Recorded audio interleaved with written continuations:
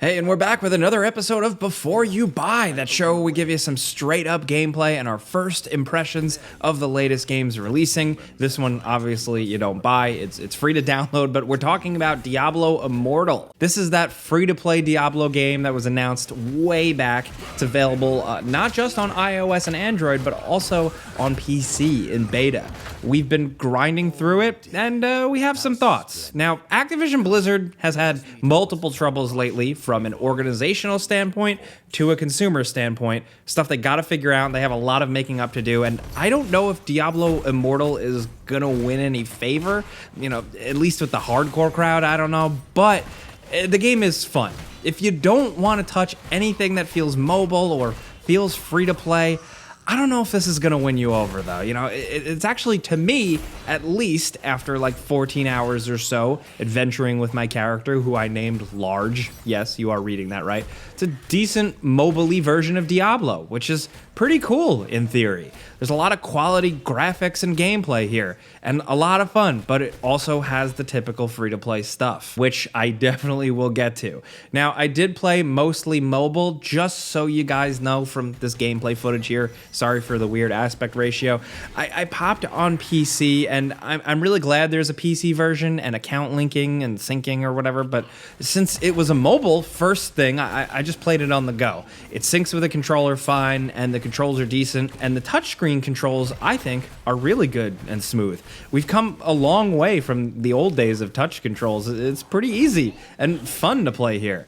And that's the thing, man. Like, it ropes you in with the addictive Diablo gameplay. It almost feels like Intro 101 to Diablo. Like, it may not be like insane enough for vets, but it's pretty cool. Now, the free-to-play elements aren't immediately there, and you otherwise get a straight-up, fully featured Diablo game. It has leaderboards, clan support, full playing with others, BattleNet, loot systems, dungeons, instances, raids, large maps, big city hub area, the whole 9 yards. It's fully playable and has everything you'd expect.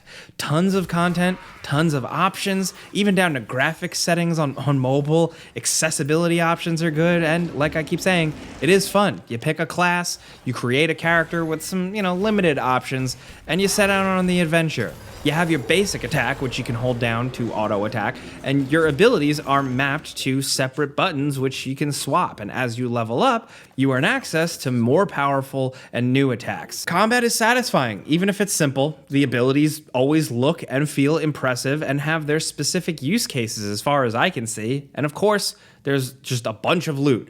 Weapons, armor pieces, accessories, gold. It drops often, and it is, of course, rife with opportunities for modifying and upgrading.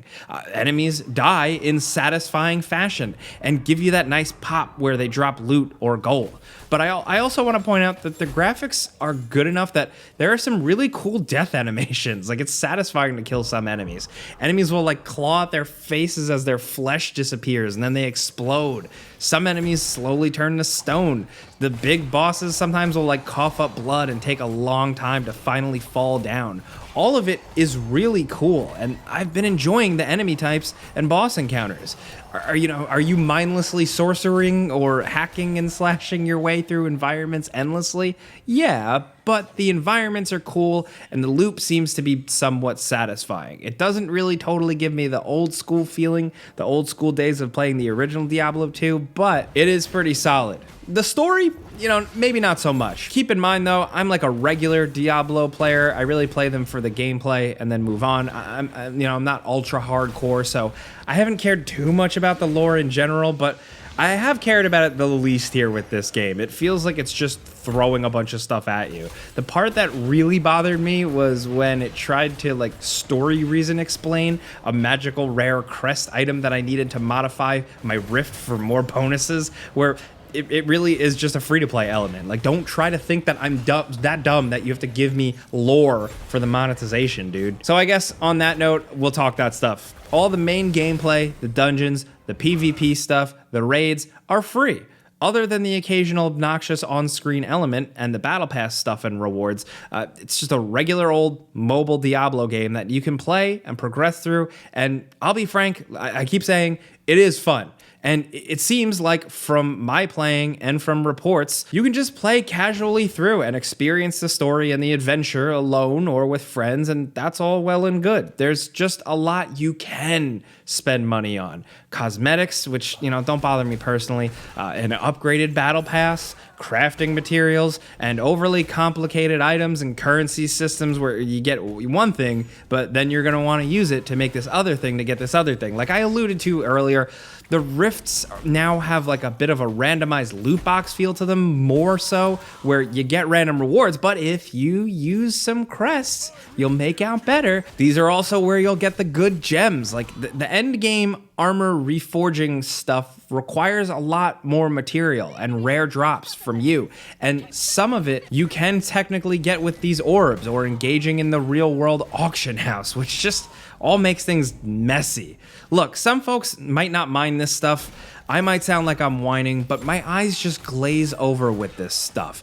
I just want to play the game. I would have paid $20 to just get a good simple Diablo mobile, really, without any of this. This stuff is just annoying and overly convoluted, and while it might not totally be pay to win, it's definitely pay to something. And again, it's not that bad for the main game, but it seems like it's more of a thing for endgame, and it doesn't sound necessarily fun, just a grind machine. You can go far without spending anything, but when part of the game's design just revolves around this stuff, it's still just a turnoff for me personally. And I want to be clear, it's still early, and as more and more players make their way to the end game and get deep into the end game, that's where it's gonna show how bad the monetization truly is. Some people had issues with Genshin Impact monetization that only got bad after you dumped over like 100 hours into it.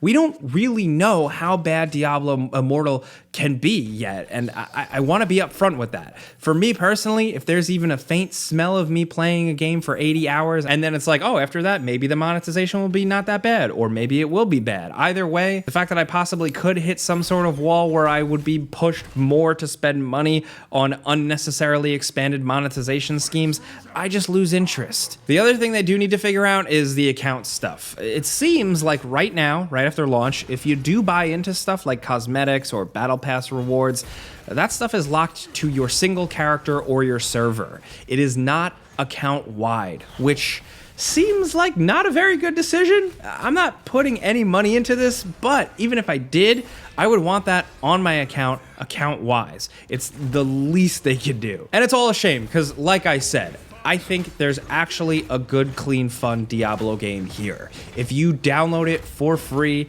and you put 10 hours into it and you have a good time, I guess that's not the worst thing in the world. Is it the hardest of the hardcore? No, but it's not for babies either. I've had a lot of fun looting and killing and just doing it on the go and then back at home on my PC. It's been nice, straight up. Gameplay, graphics, presentation, they did a good job.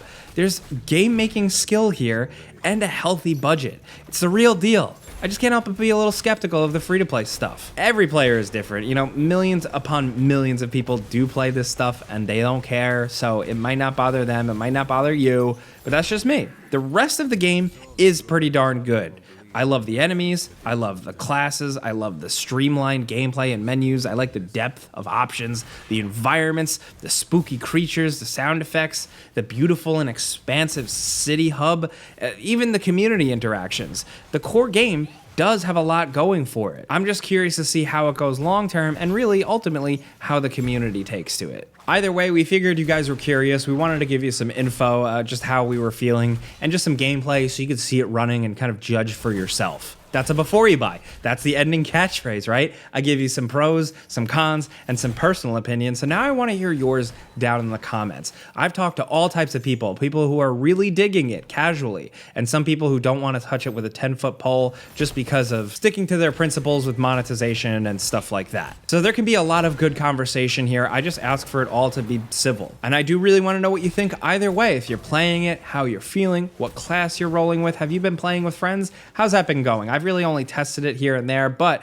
I want to know what the deal is. And if you aren't even touching this thing, I would definitely like to know what they would have to do for you to jump in, or really just let's talk about something else, like what you're looking forward to with Diablo 4. Let's talk about anything Diablo Immortal down in the comments. We definitely want to hear from you, and hopefully this video helped you out, maybe informed you a little bit. Clicking the like button's all you got to do. It very much helps us out, and we would appreciate that. But also, if you're new, consider subscribing, man, because we put out videos every single day. But as always, thanks for watching. We'll see you guys next time.